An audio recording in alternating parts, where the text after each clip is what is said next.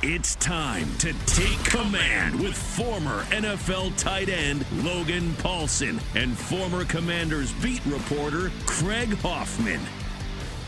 Take Command podcast from Odyssey Sports. What's up? What's happening? Craig Hoffman, Logan Paulsen with you. He played 10 years in the NFL, 6 in DC. I covered the Commanders for 5 years on the beat. And of course, you can catch me each and every weekday afternoon now on the Team 980. And where, Logan? Always live on the free Odyssey app, 3 to 6 each and every day. So I want to obviously spend the show, as do you, talking about Eric Bieniemy. Hired as the offensive coordinator and assistant head coach officially on Saturday. Deal was basically done on Friday. Just for timestamps, we're recording this at 9:42 a.m. as we speak right now on Tuesday. And the reason I mention that is because there might be some staffing news and things that come out over the course of the next 24 hours, 36 hours as folks listen to this episode. So with that, if that stuff happens, whether it's coaches are kept or coaches are moved on from, that is where we stand right now. There's been no staffing news outside of Bieniemy getting this job. But Logan, let's dive right in. High level thoughts. It actually happened. I mean, I remember we were talking like in January. And it's like, oh, do you think they could get Bieniemy? I was like, no, there's no way. So how did we wind up where Eric Bieniemy is the offensive coordinator and assistant head coach of the Washington Commanders? And what do you make of the fit from the Washington side of things? Well, I mean, I think Washington should be really excited. I know there's like a lot of kind of like, well, why did he take this job? What's going on? And like, I knew him briefly in 2005. You know, he recruited me to UCLA. He was a running back coach while I was there. And then I've had interactions with him over the course of, you know, my career when he was in Kansas City and I was in Houston. And then obviously, like, I've talked with like one of his best friends, John Embry, periodically about both of their careers, just kind of casually. And one of the things that was a pretty consistent theme for him is that he really wants to be a head coach. And for whatever reason, like him being kind of this assistant offensive coordinator in Kansas City has not lent itself to that opportunity. And I think he probably looks at this and says, you know what, if I want to be a head coach, I can't be in Kansas City. And so this was kind of, I don't want to say like his only opportunity because I don't know that, but it was an opportunity that afforded him play calling responsibility, an opportunity to get out of the shadow of Andy Reid and to show that he is a fantastic coach. Because I don't really, you know, like you hear stories about him and how he communicates with players. I got to experience that firsthand when I was at UCLA. But one thing about him that I have a ton of respect for is he is hyper detailed and he's a very good football mind. So just by that criteria alone, I think he's going to make this offense better. How much better with a second-year quarterback, with an offensive line that's kind of in the midst of a rebuild, with some staffing questions? It's a tough situation. It's a tough job. It's things we talked about before. But I think as a person who is passionate about football, who's a smart guy, I'm excited that he's here. All of that other stuff kind of put aside, like the individual himself, whatever it is, you know, the quality of this job, all that stuff aside, I'm happy he's here. I think he's going to make this group better. I think he's going to elevate this offense. This is a coup. The fact that they get a guy, like if we were to just put all the offensive coordinator candidates out there, right, and you could pick any, you can make a legitimate argument that Bieniemy is the first pick. Are there some of these other young guys that get some of these other jobs that were considered better candidates or highly touted? Sure, but why? Like, they don't have the experience necessarily that he has. There are a couple that have maybe, like a Greg Roman, who's got immense success and immense play calling experience, would seem to be pretty high on the list. And he's going to get left out this cycle because everyone's always looking for the next hot young guy. Well, Bieniemy's only 53. He's got almost 30 years of NFL experience at this point, between 9 as a player and almost 20 as a coach. Like, he's incredible at what he does. Now, can he command an entire offense and all these things that we just don't know because he hasn't done them? I guess we'll find out. But the odd thing about this is the uncertainty and the challenges that present themselves in Washington are exactly why this job is appealing to him. But to me, if I'm him, I want 2 criteria. One, I want all the prerequisite challenges so that I can crush them and people will stop saying all the things that they're saying, it just becomes so undeniable that I should be a head coach that I get the job. That's one thing, and that wasn't going to happen in Kansas City, not just because of Reid, but because of Mahomes. And obviously, like, there is a race conversation that is floating over all of this, and if you can't see that, I don't know what to tell you. But the other big like football thing, that's the difference between Nagy and Peterson versus Bieniemy and their times as OC and then getting that boost to a head coaching job, is those two dudes didn't coach Patrick Mahomes. And so when those two other coaches were successful under Reid, it was like, oh, wow, look, they're great. They're designing great offense. Andy's helping them, sure. But wow, look at what they're doing with Alex Smith, let's say. And they go get the head coaching job. With Mahomes, he's so magical that it's like, well, yeah, anybody could do that, even if Bieniemy is getting the absolute best out of Mahomes. And so I think that is, one, completely unfair, but two, the fact that the challenges here present themselves in the way that they do are actually opportunities for Bieniemy. But the other thing that I'd be looking for, so that's part one. Do they have the prerequisite challenges? Is the job hard enough, quote unquote, that people will actually respect me if I succeed? Two, do I actually have the pieces I need to succeed? Because when you look at this receiving core and you look at the skill positions here, I think if you're a good OC, you come in and you're like, yeah, I can do work with that. We can do damage with that. And by the way, the bar's pretty low here. Like they've been 28th in offense over some absurdly long stretch of time. Keim had the tweets yesterday. It was like over the last 20 years, they've been 28th in offense. And so they've never, even with Gruden here, who's one of the better offensive minds in the league, and like McVay and O'Connell and all these guys, the Shanahans, like they've been so bad between those guys. And even in some of those seasons where they've just had, Jay had 78 quarterbacks play, it felt like, over a 2-year stretch post Kirk and obviously with the Alex injury, like they just have been so bad that if he can get them to middle of the pack, top 12, God forbid, top 10 offensively, it will be seen as a wild success. And I think that is very appealing to a guy who has these higher aspirations. And that is why ultimately, even though he's leaving Patrick Mahomes, leaving Bieniemy for positionally what is a lateral move, OC to OC, and we can talk about the assistant head coaching job and the play calling and all that kind of stuff, that is why it makes sense for Bieniemy. And Washington just benefits from the fact that he is existing in this very bizarre ecosystem, that actually is something that's desirable to him versus winning more Super Bowls or having the head of coaching opportunities it seems like he deserves.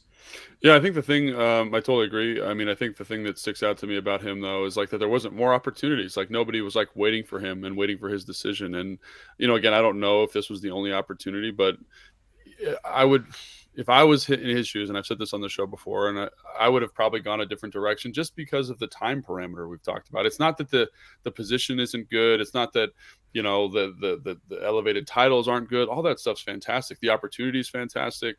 Like you mentioned, the players are fantastic, but it's like you're kind of got this albatross around your neck of saying it's a year prospect technically, right? If things don't go well. And I think that's something I think we need to talk about, is that as much as I respect him as an offensive play caller, he still has some restrictions here that are going to be pretty hard to overcome, right? It's the Sam Howell thing. Like you're going into a season with a guy who's thrown 19 passes in the NFL, who's a 5th round draft pick. Now, was that low? Possibly, but a lot of teams overlooked him because they didn't think he was ready to play, right? And so that's a big thing. We've talked about the offensive line and the rebuild associated with that because, again, when you watch Kansas City, one thing that sticks out definitively is how good that offensive line is, right? And how it allows them to let Patrick Mahomes express himself, how it allows them to get the football down the field in this really dynamic way, which is, again, something Scott wanted to do here but was kind of unable to do. So, and again, there's play calling things that can insulate that and handle that, which I think Bieniemy is well aware of.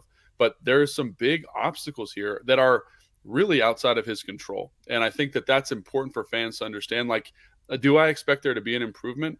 Absolutely. But I think when you say top 10, there's a lot of fans that say that's what it's going to be. And I just want to temper expectations a little bit, right? Because this is not a perfect situation. And we've talked about before, even if they go out and they draft a whole bunch of O-linemen, they bring in a bunch of free agents, sometimes those don't transfer very well and they don't do very well. Like Caleb McGarry is a very interesting example. He's probably the number 2 tackle prospect coming out in this year's free agent market. And he's in a run-heavy scheme. Now, if they ask him to drop back, pass protect a whole bunch like they did in Kansas City, he's not going to be the same guy. You know what I'm saying? So understanding the market, understanding the dynamic elements of it, I think is really, really important. Ultimately, like you said this, I said this, I'm excited. I'm excited that we are kind of the beneficiary of kind of a messed up system here that has not afforded him a better opportunity, which is kind of messed up in its own right. But I do think that there are significant limitations to this roster that need to be acknowledged for when he comes into this job. And people need to understand that it's not going to be, it might not be fireworks from day one, because it's hard. I think that's another thing we need to talk about. It's really, really hard to install an offense and get it to where you want it to be in a year. Because we were talking about this off air. One of the things that sticks out about Kansas City when you watch them is just how sharp and detailed everybody is. And that takes some time to get there. And can they do that with the new offseason schedules and things like that? I don't know. But again, those are some things that I think need to be acknowledged in this. Totally. So you're 100% correct.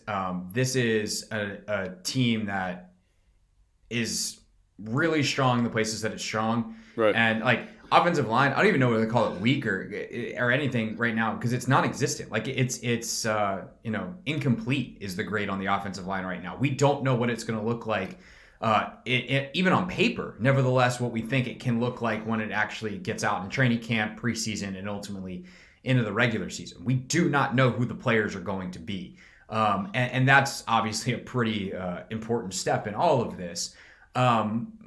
With that said, I do think that there is some stuff that I feel really good about immediately with him, and it goes to that detail-oriented approach. And I think also some of the skill sets that he has to play with that he's had in the past in Kansas City that will make the quarterback's job easier. And that is, Curtis Samuel being the chief amongst them. Like, he gets to bring back some of the Tyreek Hill stuff, which he obviously continued to use when they got Kadarius Toney in Kansas City this year. But the Jerick McKinnon, Kadarius Toney, Tyreek Hill, that like gadget player has always been a huge part of what they do, and he can make the offense a lot easier. That said, there's no Travis Kelce here. And so the kind of safety blanket over the entire offense that exists in Kansas City is not here. And we can get into some of the X's and O's and the pieces that you think are going to be really important, what translates, what doesn't. But I think even taking a step back further than that, the biggest thing that will determine Bieniemy's success this year is going to be his ability to adjust calling plays for Patrick Mahomes, one of the smartest quarterbacks in the NFL with 5 years of experience in the same system, to Sam Howell, who's thrown 19 NFL passes. And Sam is a smart kid. They're very part of the reason they were okay going with a guy like Bieniemy, who's not going to run the same system that Turner is because Ron Rivera said that he's very confident in Sam's ability to pick things up quickly. So Sam is very smart. But I don't know that he's in year two, like right now. Not that he can't become this, and maybe even become it quickly. But I don't know that he is give you 3 plays at the line of scrimmage with a bunch of checks and like stuff that you just have to know in your head. Go to the line of scrimmage, identify the coverage, identify the front, pick your play, get everybody organized. Might not even go perfectly. There's a play in one of the touchdowns in the Super Bowl. They're in the wrong formation. Mahomes makes it work. Like, it is Howell at that level yet? No way. Because you just can't be. Again, that's not a knock on Sam. It's a reality that he's not Patrick Mahomes. And nobody else is Patrick Mahomes. But even from a mental standpoint, there aren't a lot of guys. Like, it's Burrow. It was a guy like Brady. It's Rodgers. Like, Mahomes is way up here intellectually and from a capacity standpoint. And in his second year, can Bieniemy kind of revert to what it was like coaching Mahomes the first year that they had him as the starter, when he had played 1 game the previous year and was a second-year starter, and figure out how to maximize the offense while still insulating a guy who is learning and coming along, and then obviously expand his plate as the year goes and they learn each other better, and Sam's ability to identify and recall things becomes better as he sees more things on an NFL field. Yeah, I mean, I definitely think that's kind of the story of this acquisition, is like, just how he treats Sam Howell and what this offense looks like. Because I do think, like, we're not dumb. Like, he's not dumb. He knows it needs to be different. He can't execute the same offense. Like, when I did a little bit of film evaluation for the TV show, and one of the things that came out is like Patrick Mahomes is like very, very special. Like, there's concepts, like a lot of the concepts that they ran in Kansas City are similar to the concepts that they ran here. But Patrick Mahomes is able to elevate those concepts, like kind of buy a little bit of time, fit this ball into a tight window, just kind of deal in a way that is very unique to him. So, in the game that I'm talking about, it was the 49ers game, he's able to kind of cultivate 3, 4, 5, 6, 7 first downs on his own, which you lose in an offense like this, right? With Sam Howell, and it becomes all schematic and then playmakers executing. So you said a couple things there. So that's kind of the first thing. The other thing you mentioned about Kelce, I think it's important to not see Kelce as a tight end, but as their X receiver, their number one weapon. And I think that bodes well for a guy like Terry, a guy like Jahan, because it shows you how he can kind of maneuver that chess piece around the formation to best exploit matchups. Now, having a slot receiver or Travis Kelce or that type of athlete do it is a little bit easier because they do. You can line up a tight end, you can line up in the slot, you can kind of out wide. You are limited slightly by having it be your X receiver as the guy, but he has shown a proclivity to kind of understand formation, understand motions, understand how to get guys in good matchups and put them in good spots. So I do think it's Travis Kelce in that offense will be Terry McLaurin, Jahan Dotson. And I do think people forget about Armani Rogers and Cole Turner. Those guys are very, very talented guys. And under the right tutelage of a guy who's seen what it means to be one of the best tight ends in the NFL can probably do a little bit of growing. And I think that's important for people to acknowledge. And I look at the opportunities that those guys had last year, and they were so few in terms of the passing game. They were going to be more productive in this offense just because they're going to get more opportunities. So I think there's a lot of things here, but I think the most important piece is what this offense actually looks like with Sam Howell. Are they kind of a run-first team? Under Andy Reid with Alex Smith, that offense was 12, 13, 22 personnel groupings, and they were able to kind of insulate Alex and find their shot plays to Tyreek Hill in a very unique way. Is that what this offense looks like, or is it this kind of high-flying passing offense that doesn't get enough credit for how they run the football? So lots of things that still need to be answered. We're still really early in the process, but there are some pieces here that get you excited, like you mentioned. To me, it's just more of the limit. It's important to acknowledge the rate limiters, right? It's important to acknowledge the things that are going to make it challenging for this team to kind of be like a top 10 offense right now. And there's a whole offseason. There's a lot of corrections that can be made, but those are important to acknowledge today, I think. Let's close the loop on the Kelce piece of this real quick. How much does it change? Because you mentioned skill set wise, and obviously there's more places Travis Kelce can line up because he can line up in line. Mm-hmm. But also if Terry is the move piece and kind of the piece that we're trying to figure out how to get the best out of, he's always going to have a corner on him. Versus not necessarily. Let's take Tyreek Hill for example. One of the things that they did that was super innovative, and then Green Bay kind of copied that this year with Christian Watson, is they get in these 3-by-1 formations. So 3 receivers to the right. So it's Tyreek Hill, Christian Watson, Terry McLaurin in the slot and the kind of closest to the quarterback, and then it's whoever the 2 guys are, and then the tight end's off to the left by himself. You don't have enough DBs to match that with a starting corner all the time necessarily, especially if you're playing zone. So they get Tyreek Hill oftentimes matched up on a safety, matched up on a nickel, matched up on a linebacker, just based on formation. And then you say, oh, well, we're going to adjust that. And that's where they motion, they shift, they do some different stuff. That's what, again, one of the things that Kyle did that was so nice, and what Andy does that's so nice, and what hopefully Bieniemy will do, is understanding formations and how the defense responds to certain formations and how you can put them in a bind based on rules. And when you watch Kansas City, they seem to have a very high understanding of how to do that. So I think yes, for example, when Kyle was in Atlanta, Julio, they moved all over the place. It doesn't look like he's moving because he's playing outside, but let's say on this play he's lined up to the side of the tight end. Technically, he's the Z receiver there. You're going to see different coverage profiles to the Z receiver because you're more likely to run the football to the tight end. That safety is going to be down in the box a little bit more. They're not going to have as much over-the-top help, and that's moving a piece around the formation as opposed to saying, Julio, play X, win versus X stuff. That's even a subtle thing, but I do think that that's important to acknowledge. And so it's not always going to be a corner, and again, it will be a corner more often than not, but there are ways you can formation it to put that guy in a good position to be successful. And Scott did some of that in this offense. So I think back to 2 years against Carolina, he's running an in-breaking seam on a safety. That's a matchup Terry's going to win every time for a touchdown versus Carolina. So there's elements that they can kind of exploit to maximize that group, maximize those move pieces. And I think it's important to acknowledge, you already pointed this out, is they have a whole bunch of guys who can move around a formation. Even Armani, right, because of his speed, can kind of play X, Right. play, you know what I mean? And so it's a very diverse skill set. It's about Bieniemy identifying that skill set and then saying, how do I best, through my football brain, maximize what we've got going on here?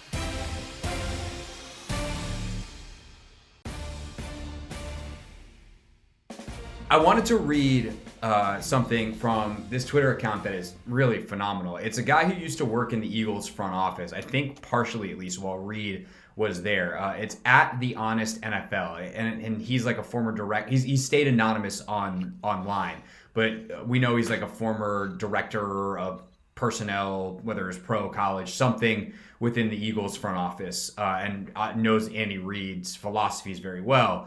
And he does all kinds of charts. He actually tweeted out that he's like sorted some game film on the Chiefs offense, which is super helpful. If you want to go back and look at some of that stuff, it's on his account. But he tweeted out this thing the other day to kind of supplement exactly what you just said, the Andy Reid pass game methodology. And he's got notes on formation usage, alignment usage, and motion usage. I'll start with formation. One of the main things to understand about exploiting coverages is that defenses are defending the specific formation that an offense presents them. That's how they structure themselves, and it's the main focus of their communication. With that in mind, knowing how using specific formation structures on offense will affect a coverage is the primary function of why a formation is used. Their calls are generally for balanced formations in their default setting and require further communication and calibration to adjust to certain looks. Those looks include 3x1, trips, tray, 3x2, empty, 4x1, etc. Utilizing those looks inherently requires defenders to adjust, and that is the first step to making things work for you. Yeah. So a lot of word jargon there, but the kind of what you were talking about of like, yeah, is Terry going to wind up with a corner on him more than Travis Kelce would if they all lined up at the same places? Yes, but there's also disadvantages to that for the defense. So how can you exploit that? Okay, they've decided they're going to shadow Terry with their number one corner wherever. Okay, well, we'll line him up in the slot and we'll run the ball. And all of a sudden we kick him there. Or you can't adjust and you get the matchup of Terry on a safety or a linebacker. So there's just like certain things before you even talk about the motions and the shifts and personnel usage and whatever. Just by sheer alignment, you are going to guarantee that the defense does certain things. And that knowledge is powerful. Yeah, so here's two examples that support that. So there's a short yardage situation in the San Francisco game where Travis Kelce's lined up out wide, and the two receivers are in a kind of a tight alignment inside of him. And so what they do, this is smart by the 49ers, is they match Kelce with their number one corner, which is what Terry would get. So then all of a sudden they motion Travis Kelce to the inside of that bunch. So it's Travis Kelce, receiver, to the right side of the formation. And because you don't want your number one corner fitting inside, he's not used to that, the nickel now says, I have him in man-to-man coverage. So now the third guy, the inside guy, who's your nickel, your worst coverage player, now is in man-to-man on Travis Kelce, just from a motion, right? So then they're able to run a pick play. Travis Kelce's going to be wide open to the flat. They made them switch coverage responsibilities. He's open to the flat. It's like a 40-yard gain. That's a simple thing, right? That's an easy thing. Just mess with their rules, make them misalign, change the coverage responsibilities. Excellent. Another thing they do is they get the 4x1 quite a bit. So they have four receivers to the left. So they motion to a trips look like you're talking about to the left. They have the running back offset to the left. So that's technically a 4x1. The San Francisco 49ers in cover 3, that middle linebacker has to push to the 4-man side, right? So the slant to the backside is wide open because they have no hook player. The hook player is the safety now rotating from the top. And Andy Reid, when you watch him, does an absolutely fantastic job of putting these people in binds based on coverage rules. Like Travis Kelce catches this little 5-yard sit probably 4 times a game. So they line up in a 4x1. They put Tyreek Hill in the outside or whoever it is. Tyreek Hill, their fast receiver, right outside of him. They know that the backside will has to push to Travis Kelce all the way across the formation. So Travis Kelce just runs up, sits down. The Mike has to bypass him because he's got to undercut anything Tyreek Hill's doing. And there's a huge throwing window for the best receiving tight end in the NFL. And that is just taking formational, your ability to cultivate a formation and putting them in a bind defensively. So I think that shows up every single play. You know what I mean? In addition to some other really cool stuff that they do, which we can talk about in a minute. But right. In terms of your point about formations, like it's all over the tape. Right. Okay. So then we got the alignment usage and motion usage bullets here Mhm. from, again, this former front office guy you worked with, Reed. Within those previously mentioned formations, utilizing alignments in another way to further require coverages to communicate in order to recalibrate. Bunches, stacks, and condensed looks force the defense to adjust to the offense in a variety of ways. They can provide receivers with advantageous leverage, free releases into the pattern, and provide coverage indicators based on the alignments and technique of the defenders that allow the offense the ability to get to the right play or get to the ball to the right player. And like we talk about stuff with a young quarterback, that's really important. Like how much information can you give the quarterback before the snap? And so, these little things of hey, we see this guy traveling with the motion. Or, obviously the famous example with Bieniemy now is in the Super Bowl. They saw on tape that they could get not only information in terms of, hey, they're going to travel and then do the rock and roll coverage where the receiver comes across, corner follows halfway, then actually winds up to go back and play safety, and the backside safety is going to come down and pick him up to make sure that he's not out leveraged on a jet sweep. Well, if we get halfway across and stop, that corner's already like, I got to get back to safety, go back the other way, and now there's wide open space. And they scored 2 touchdowns in the Super Bowl on that, and that's something that Bieniemy saw on tape. So it's not just getting leverages and getting matchups, but it's like, can you use what the defense is going to do against them based off the motion, based off the confusion that it can cause.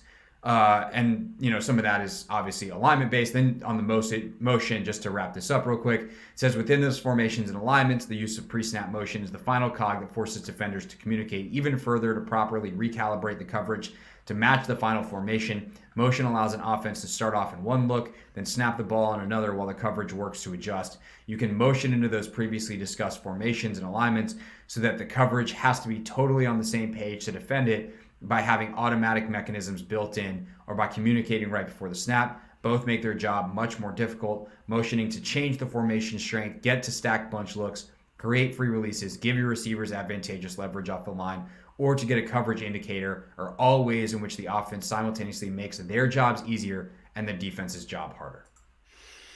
Yeah, absolutely. I mean, I think there was I'm trying to remember exactly what happened, but there was a play where they ran like a jet sweep to the right, and the safety, because you're changing strength, you're changing passing strength. So he's like in the middle of a check, you know what I mean? And they hand the ball off to the jet guy. So because he's like probably 3 steps late to the run, to fitting the run, the linebacker. So basically, like what they did is they run like this kind of jet sweep, which everybody runs. So the tight end releases for number 1. The receiver blocks number 1. The tight end releases for number 2, and then the offensive lineman, who's kind of uncovered, releases for the safety. And so the 4th player in that is the safety, this guy who's making the check. He has to make the tackle, and he doesn't make the tackle, and they run for a touchdown because of kind of this motion post snap shift. And again, I think this also speaks to something that I'd like to talk about, is that Andy Reid and this offense, they ran the same formation. They ran the same run 2 plays before. And they said, hey, look, they're having a slow time with the check. There's 3 over 4 guys on the backside. If we hand this ball off, they're going to be short.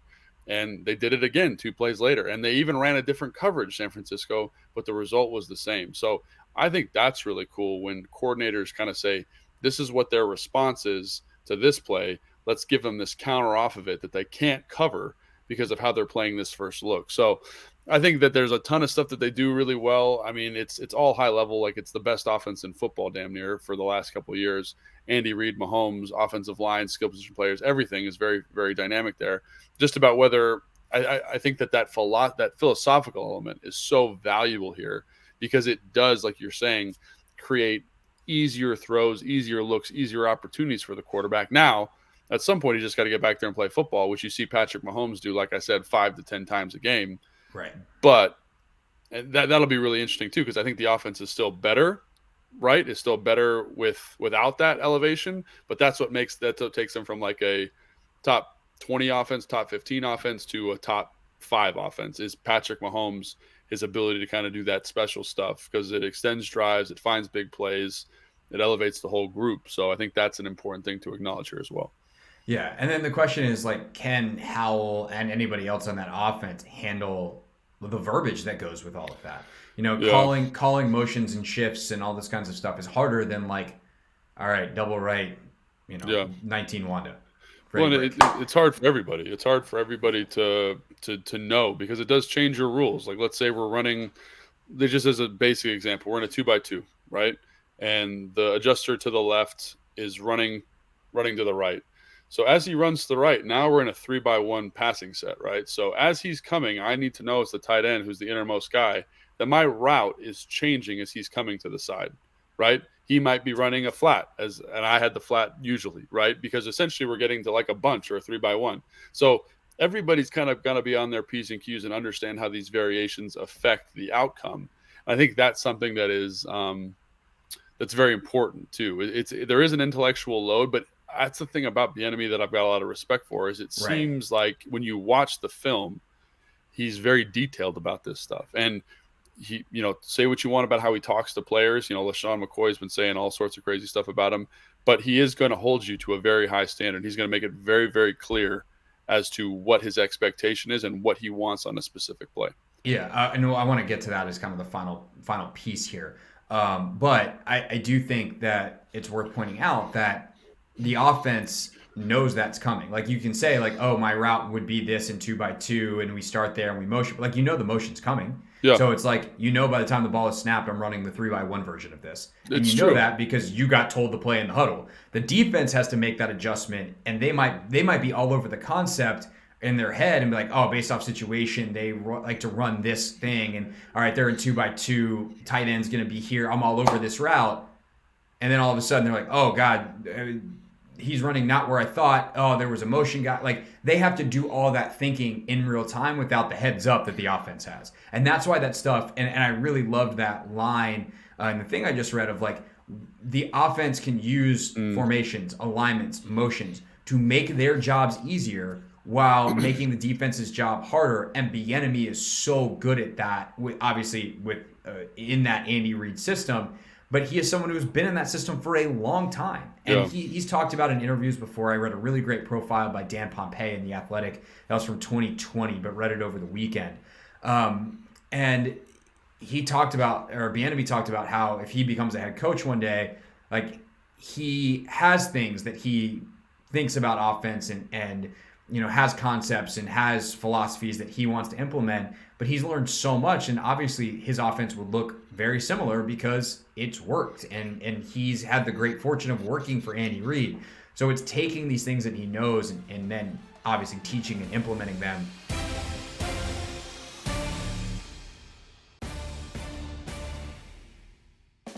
The reason I have faith in this, the reason I'm so positive on this, potentially unreasonably positive on this, is because I think this is a great landing spot for Eric Bieniemy's personality. Because who the hell on this offense is going to step to him and be like, oh, no, I know better. Like, don't talk to me like that. Like, is there a general human respect and professionalism that should be happening that perhaps Bieniemy has pushed at times with certain players in his career that haven't responded well to that? Yes. But it's not like, LaShawn McCoy, who was very accomplished and at the end of his career, by the time he got to Kansas City and then was getting barked at and he didn't like it. And he's like, I'm LaShawn McCoy. Like, what are you talking to me like that before? There's nobody on this team like that. Terry McLaurin is the most established guy. And one, Terry wants to be coached hard. And two, he's still young and hasn't really accomplished anything. He's played in one playoff game in his career. Bieniemy's a two-time Super Bowl champion coming in. And I think when you have that status, the ability to push people, you're like, okay, well, this guy knows how to win. I better do what he says, and I'm gonna get on board with this. And I think that, and obviously working with Reid these last 5 years, and seeing how Andy handles players, I think has probably made Bieniemy a better coach. And I think this is a really great landing spot for him to be able to push and teach and achieve that high level of detail that actually makes the offense work with all of the X's and O's stuff that we talked about for the last 35 minutes. No, I think so. And I do think there are people on the roster that you potentially got to be concerned about it. And it's the older guys. It's the Lenos, it's the Norwells. And I know everyone says, oh, they're not good players, so get them out of there. But as we just Norwell talked probably about, ain't going to be here. But yeah, but sure. As we just talked about those guys, like they're rebuilding an offensive line, right? And he's going to be a piece of that. So, if he creates some friction with Leno, then Leno's got a good voice on the team. Like that is where it becomes slightly problematic, I think, is with the older guys on the team that have been around some different staffs and seeing how people communicate. And, we'll see how it goes. But I do think on the whole, this is going to be a thing that's very advantageous for this group. And I think, like you said, like there's not a lot of people here who've won a lot of games, even on the coaching staff, right? So getting someone in here who's going to kind of put his foot on your throat and say, this is how we're doing it, in a way is good, right? It's, like I look at, like Bill Callahan's a good example of this, right? So Bill Callahan is notorious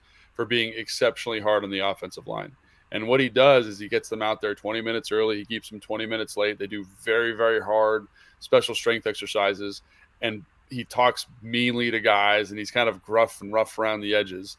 But he does a good job of developing a galvanized group that are galvanized in hatred against him. And I think he does it on purpose. And he's very, very detailed, and he cultivates iron out of those groups. And so what I envision for this offense is something quite similar, right? Is a guy who's going to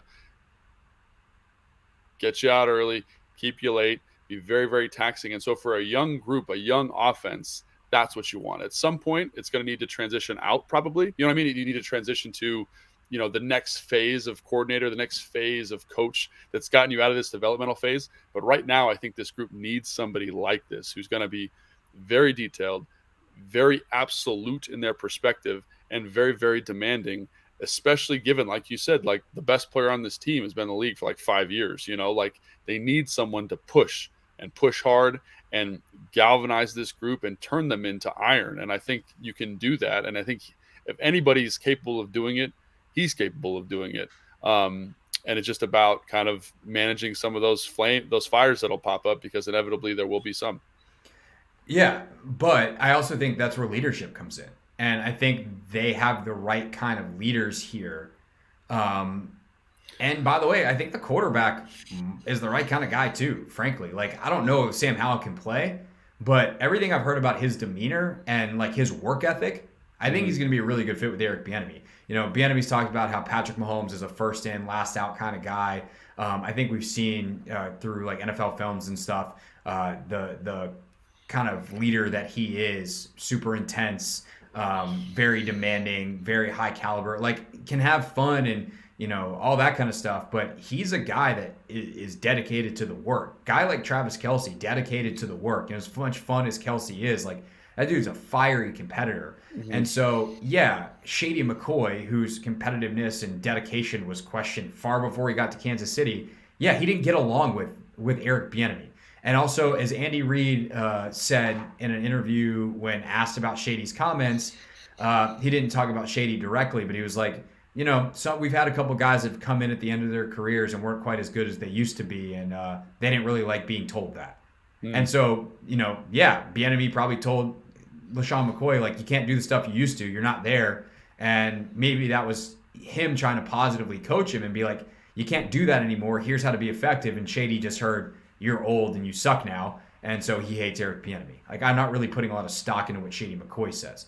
I think that for a guy like Terry, who's got the respect of everyone else on that offense, and is a guy that wants to be pushed and wants to be great and is not really going to, fight back in a fiery way against a coach who pushes him. And like, look, he and Curtis played for Urban Meyer, he cross lines in terms of the way he coached guys.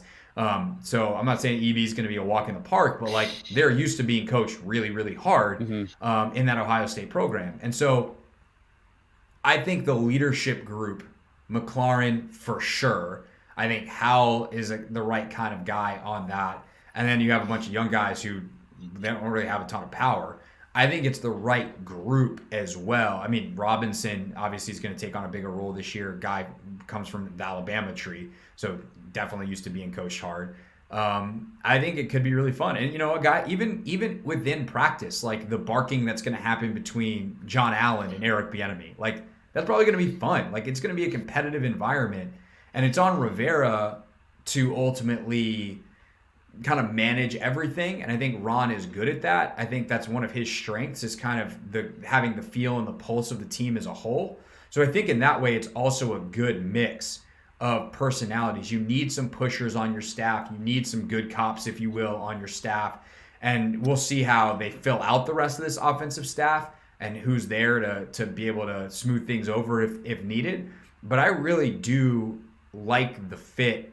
And like, I'm just more positive on this than almost anything else that's happened for this team in the last 3 years, if I'm being honest about it. And I think you should be. I think you should be very positive. But again, like, being positive is also being realistic. I think that's what I'm trying to kind of temper here. Is like, I think that this is excellent. This is the best case scenario. You mentioned, Greg Roman, and him being an addition here. I think like Greg Roman would have been like a solid double. Like, you would have gotten on base. Everyone would have been really happy. The offense would have been fine.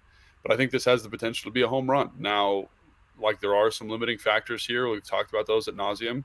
But this is an exciting thing. I'm not trying to say don't be excited. I'm saying everybody who's listening to this, be realistic about this. And the excitement should cap at like, hey, if everything goes right, they're a top 10 offense. Not they're going to be the best offense in the league. And also, that's if everything goes right. Realistically, they're probably going to be better than they have been, and that's barely top That's important. half. And that's important. It's important that they're better, and I agree. I think they will be better, and I think, perfect scenario, like, they're the top 10 offense. But I think you're looking in that probably 18 to 13, 14, 12 range. Like, it's a good range. Everyone's going to be excited about that. Team here will be excited.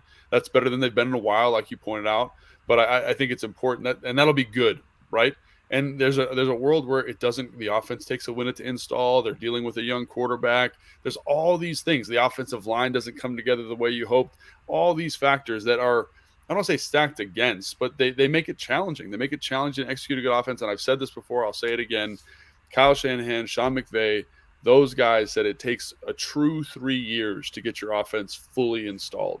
And what that means is like getting everyone to know the absolute details, understanding the personnel completely. Now, is the offense going to be good year one? Probably. But in terms of getting it to where it needs to be, it's 3 years. And I think that's another thing, is the time constraint here. So am I super excited EB's here? Absolutely. Do I think he's going to do a great job? Absolutely. Do I think he's going to elevate this group? Absolutely. But I think there's some other things that just make this a tough job. And that's why, I don't think there was a lot of interviews with, like, outside of Bieniemy, like, top flight candidates, quite frankly, because it's a tough position to be in. Yeah. But I think for EB, of course, he wants to be successful as long as he's here.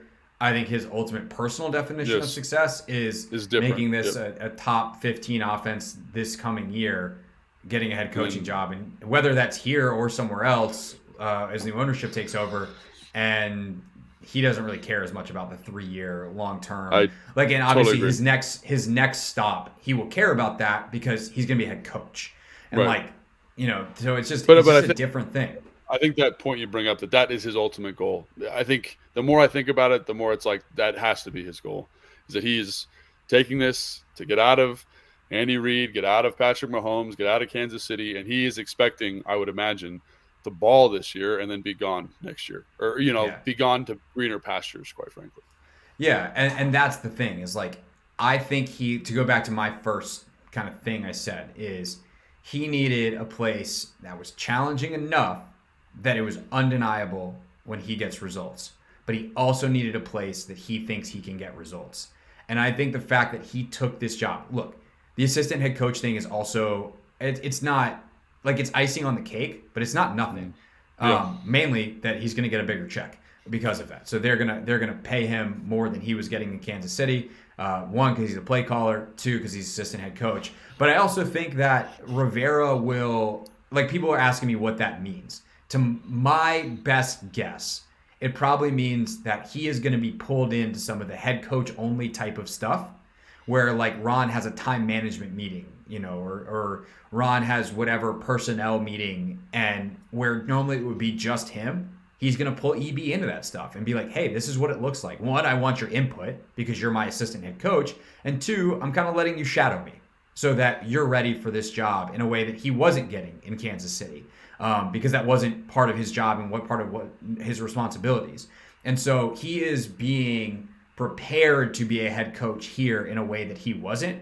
And I think that was probably part of the conversation where Ron is looking at him. I don't know whether he looked at Sean McDermott this way inherently or McDermott was so undeniably good that he gets the job in Buffalo. But like Ron has had coaches come off of his staff and get other elevated jobs before, including the most successful one being McDermott. And I think Bieniemy is coming in with that mindset and somewhat of an agreement between Ron, probably some level Andy, who is very close with Ron and Ron's mentor, and Eric to say like, look, we all agree this is the plan, right? We all agree this guy should be a head coach. We all agree that this is part of the process. And we all agree that he can't stay in Kansas City because the NFL has clearly said that's not good enough. So let's send you to Ron. You have a chance to be really good there because of the skill position receivers, and you're going to have a chance to build something. You're going to have heavy input on the offensive line and all these things that we've been talking about that are currently incomplete about this roster. And then if you're good, you'll be prepared and you can go spread your wings. And I think that is part of the deal. Everybody knows it. And the best case scenario is that happens, that we're having another conversation a year from now about the new offensive coordinator because Eric Bieniemy just got named the head coach of whoever. I also think, there's a chance that he's named the head coach here, depending on what new ownership thinks of Rivera and how things go this year. That's a different conversation. But I do think that Bieniemy is hoping that a year from now, whatever other problems that we're talking about are not his problem anymore. Yeah. No, I think I agree. I don't have anything to really add to that, quite frankly. Anything else to add to the podcast in total about him or about anything that could immediately come next? Just that I'm excited, and I think it'll be really interesting to see kind of the next thing for me is the coaches that he hires on the staff, because they're kind of the thing. Everyone thinks that, OC is a big deal. It is a big deal. It's a huge deal. But like in terms of conveying that message, I think people like undervalue the position coaching hires. And so like I would keep an eye on like maybe offensive line, maybe quarterback coach. And those are some big deals, I think. Receiver coach potentially. I think that's less important because of the guys that are in the room. But I think, when you look at what they were doing in Kansas City, like it's high level stuff, and it's a little bit different than what Matt Scow's done here. So that would be someone I'd keep an eye on. And then the quarterback coach, you want somebody in there that you trust implicitly, because that's like an extension of your voice in the room. And EB will probably be around that a lot. But again, those couple hires I think are going to be really, really telling about, how some of these transitions will go, the young quarterback development and the offensive line. So definitely. And look, I think Zampese could be, if that I'm not saying he's out of it. Yeah, I'm not saying he's out of it. Because of the relationship he had with Sam and the ability to translate the offense. He's a guy that's been in multiple systems. Obviously keeping an eye on Drew Terrell as potential to get the passing game coordinator job in Arizona after he interviewed for the OC job. But like you said, not that I could go in and coach receivers, but you definitely could. I mean, you'd feel pretty good about, because it's a good room. It's a bunch of good pros. Yeah. It's a bunch of guys who are going to handle their business. So, like if this was some bunch of slaps, you'd say we got to get somebody really high level in here. But you could probably get somebody. My son could probably go in and coach those guys. Like they'd run the meetings, they'd do all the stuff they need to do. All right, if Owen can do it, then I feel confident. I really feel good about it because I have a lot of faith in that group in that room, So, but again, I'm not saying anybody's out, but it'll be interesting to see how that goes the next couple of days because I do think those are some big dominoes that need to still fall potentially. Definitely. All right, we will be back, tomorrow. We're going to record on Wednesday. It'll be up on YouTube Thursday morning in your audio feeds. With any more stuff, obviously Bieniemy's press conference is on Thursday, so we'll learn more about exactly what the assistant head coach job is and what he thinks. I'm sure he'll be asked about Sam Howell and all that kind of stuff, so that's Thursday. We'll have coverage on the radio show. And then next week, we have two really cool podcasts planned. I'm just going to go ahead and say we're going to do the second one that we talked about. On Monday, we're going to record with Mike Renner from Pro Football Focus. So that'll be like your he's their lead draft analyst for PFF. He's awesome. He does a great job. Yeah, I'm very pumped to talk to Mike. He's also a friend of a friend, which is how we got in touch, which is kind of a fun story. So we'll probably have a little. He's also like a weirdly handsome guy. Have you met Mike in person? No, I've seen him on television though. And it's like unfair. You're looking at the second and third most handsome guys on this podcast next Monday right now. It's up to you, the viewer, what order that we rank in. I heard a rumor that he was on The Bachelor. He was on The Bachelor. He was a contestant on The Bachelor. Is that true? I don't know. We'll have to look that up.